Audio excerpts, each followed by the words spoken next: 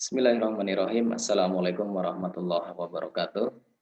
Selamat siang teman-teman grade 6 SD Islam Aulia. Selamat berjumpa kembali bersama Pak Yayat. Kali ini Pak Yayat akan mengenalkan tentang materi pelajaran sains atau IPA. Materi pokoknya adalah tentang perkembangbiakan generatif pada hewan atau perkembangbiakan secara kawin yang terjadi pada hewan. Nah, teman-teman bisa juga diambil di buku atau bisa dilihat di buku tematik 6A halaman 71 sampai dengan 72.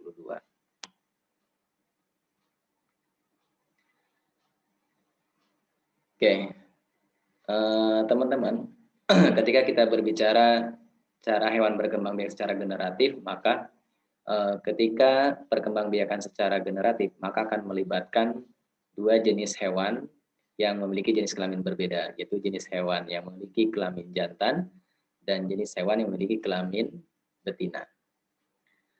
Nah, hewan yang sudah dewasa atau yang telah dewasa akan membentuk sel-sel kelamin. Oke, hewan jantan akan menghasilkan yang namanya sel kelamin jantan atau disebut juga dengan nama sperma.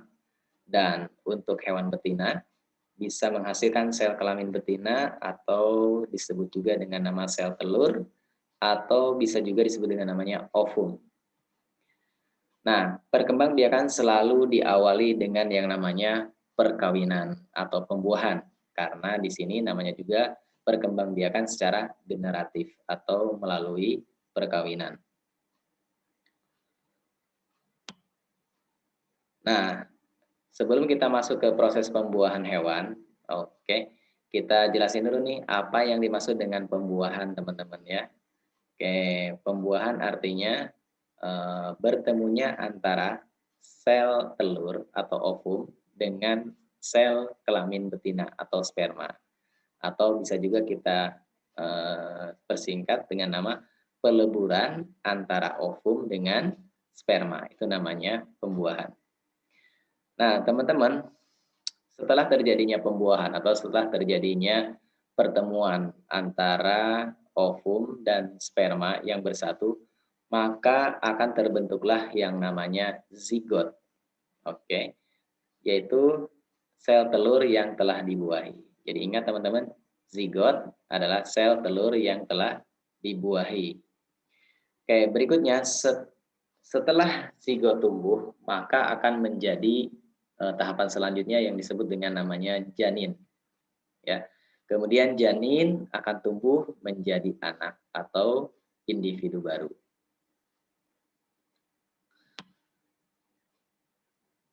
Oke, berikutnya teman-teman, berdasarkan tempat tumbuhnya janin ya yang terjadi pada hewan, maka hewan dapat dikelompokkan menjadi 3 golongan. Yang pertama, hewan yang berkembang biak secara bertelur atau disebut juga dengan nama ovipar. Nah, oke, berikutnya yang kedua ada yang namanya hewan yang berkembang biak dengan cara melahirkan atau disebut vivipar. Ya. Dan yang ketiga, hewan yang bisa bertelur atau berkembang biak dengan cara bertelur dan melahirkan atau kita sebut dengan nama ovovivipar. Oke, kita bahas yang pertama teman-teman. Hewan yang berkembang biak secara ovipar, yaitu hewan yang berkembang biak dengan cara bertelur ya, bertelur. Yaitu hewan yang meletakkan telur di luar tubuh induk betinanya. Hewan ovipar umumnya mengerami telur sampai menetas, artinya sampai kemudian tumbuh menjadi individu baru. Kemudian apa saja sih contoh hewan yang termasuk ovipar? Nah, hewan-hewan yang bisa berkembang biak secara bertelur seperti ayam, ya, kemudian burung atau jenis unggas ya, kemudian ikan, penyu, katak, kupu-kupu dan lain-lain. Tentunya teman-teman bisa mengamati ya, selain yang disebutkan di sini, teman-teman juga bisa mencari hewan lain yang bisa memiliki cara berkembang biaknya dengan cara bertelur atau ovipar. Nah, setelah kita mengidentifikasi hewan apa saja yang bisa bertelur atau ovipar, yang termasuk kelompok ovipar, kita selanjutnya menjelaskan tentang ciri-ciri hewan yang bertelur, ya, atau mengidentifikasi ciri-cirinya apa saja sih yang hewan bisa bertelur atau ovipar tersebut. Oke, yang pertama, janin tumbuh di luar induk betina, ya, yaitu di dalam telur bercangkang. Jadi si individu baru itu tumbuhnya di dalam telur, teman-teman ya. Kemudian janin memperoleh makanannya dari cadangan makanan yang ada dalam telur tersebut. Oke. Jadi si janin ketika tumbuh di dalam telur, maka sumber makanannya berasal dari cadangan makanan yang ada dalam telur tersebut. Kemudian ciri berikutnya dari hewan ovipar tersebut adalah janin tumbuh relatif cepat. Jadi setelah menetas, janin itu akan tumbuh dengan cepat. Kemudian bentuk tubuh dari anak tersebut sama dengan bentuk tubuh induknya. Kemudian tidak mempunyai daun telinga. Nah, teman-teman bisa perhatikan hewan-hewan yang bertelur atau ovipar tidak mempunyai daun telinga.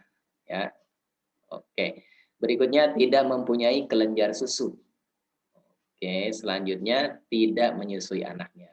Jelas tidak mempunyai kelenjar susu, maka tidak menyusui anaknya.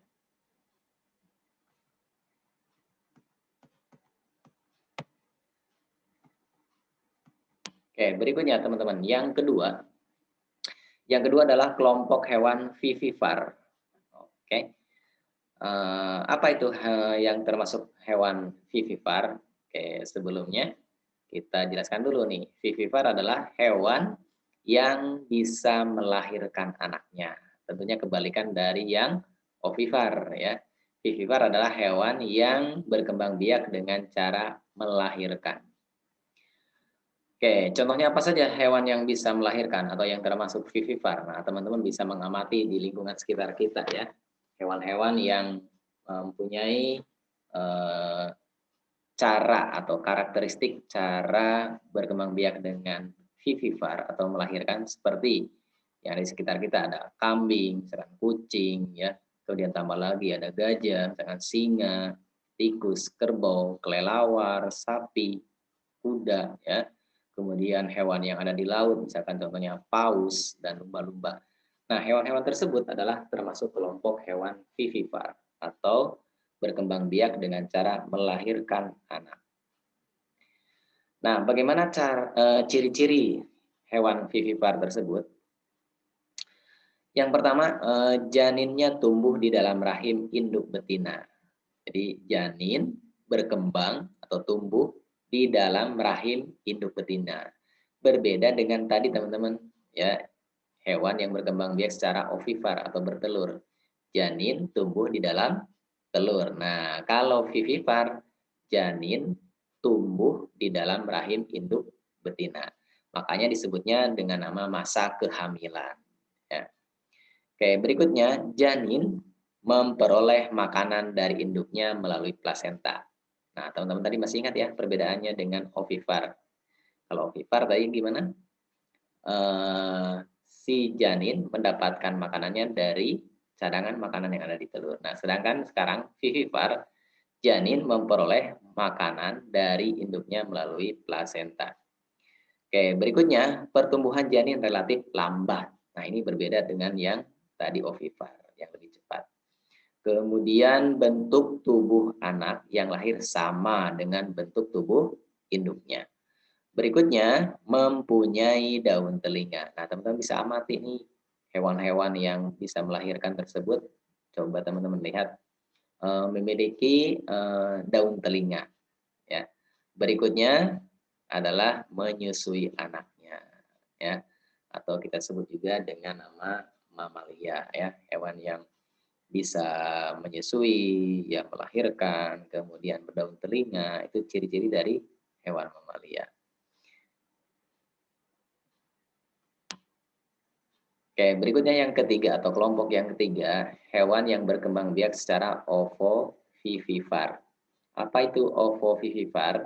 Adalah hewan yang bisa berkembang biak dengan cara bertelur dan melahirkan, teman-teman. Bisa melakukan keduanya. Nah, bagaimana terjadinya pembuahannya untuk hewan ovovivipar ya? Pembuahannya terjadi di dalam tubuh hewan betina. Sama ya, terjadi di dalam tubuh hewan betina. Setelah terjadi pembuahan di dalam tubuh hewan betina, maka akan terbentuk yang namanya telur. Ya. Kemudian akan tumbuh menjadi zigot. Tumbuh menjadi embrio ya. Di dalam telur tersebut ya. Jadi zigot dan embrionya itu tumbuh di dalam telur si hewan tersebut ya. Proses ini dinamakan kehamilan. Oke, di dalam telur, kemudian prosesnya dinamakan dengan kehamilan. Nah, setelah embrio tumbuh dengan sempurna di dalam telur, induk ya, telur, induk mengeluarkannya sebagai keturunan baru. Jadi setelah embrio tumbuh dengan sempurna di dalam telur, induk mengeluarkannya sebagai keturunan baru. Nah, kadang-kadang anak-anak yang dikeluarkan masih terbungkus dengan telur ya, terbungkus dengan telur. Oke, bagaimana contohnya seperti apa hewan yang termasuk punya kemampuan bertelur dan melahirkan atau disebut dengan ovovivipar? Nah, oke, ciri-cirinya adalah hewan yang termasuk kelompok reptil, teman-teman, atau hewan melata. Ya, oke. Telur-telur yang ada di dalam hewan betina setelah dibuahi oleh jantannya tidak dikeluarkan. Nah, ini ciri dari hewan ovovivipar ya. Jadi telur-telur di dalam hewan betina setelah dibuahi oleh jantannya tidak dikeluarkan, tetapi disimpan di dalam tubuh induk sampai menjadi anak. Kemudian anak tersebut baru dilahirkan. Nah, jadi punya dua kemampuan ya, teman-teman. Berikutnya contohnya apa saja sih hewan yang termasuk ovovivipar? Yang pertama adalah hewan yang berdasarkan dari jenis ular, yang berasal dari jenis ular ya, seperti di sini kita contohkan tidak semua ular ya, ada namanya ular kadut, kemudian ada lagi namanya ular pucuk yang punya kemampuan berkembang biak secara ovovivipar. Berikutnya ada lagi platypus ya. Kemudian kuda laut, ikan hiu dan juga kadal ya. Atau teman-teman bisa perhatikan di sini di beberapa gambar yang Pait sajikan ada ular pucuk, kemudian berikutnya yang kedua ada platypus ya, terus ada kuda laut dan ikan hiu. Nah, ini beberapa contoh hewan-hewan yang punya kemampuan berkembang biak secara ovovivipar. Nah, itulah teman-teman beberapa cara perkembangbiakan hewan yang secara generatif atau secara kawin ya, yang terbagi menjadi 3 kelompok, ovipar, vivipar, dan ovovivipar. Nah, inilah cara Allah ya memberikan perkembangbiakan kepada hewan ya, yang terbagi kepada 3 macam tadi ya. Untuk apa kita mempelajarinya? Supaya kita bisa bersyukur kepada Allah ya atas segala kekayaan yang Allah berikan ya, dengan banyaknya hewan, kemudian cara berkembang biaknya hewan ya, untuk kita bisa memuji Allah ya, Allah yang maha kaya, Allah yang maha kuasa, Allah yang maha kreator ya, Allah yang maha kreasi, maha pencipta. Oke, berikutnya teman-teman, setelah kita mempelajari beberapa jenis cara hewan berkembang biak, kemudian teman-teman silahkan diisi nih ya. Ada 5 soal yang Payet ambil dari materi yang tadi barusan Payet jelaskan ya. Silakan teman-teman catat, kemudian teman-teman tuliskan jawabannya, kemudian teman-teman potret dan kirim ke Pak Yayat ya. Untuk latihan soal dari materi pokok perkembangbiakan generatif pada hewan ya. Sekian dari Payat ya. Sampai berjumpa kembali di materi selanjutnya. Wassalamualaikum warahmatullahi wabarakatuh.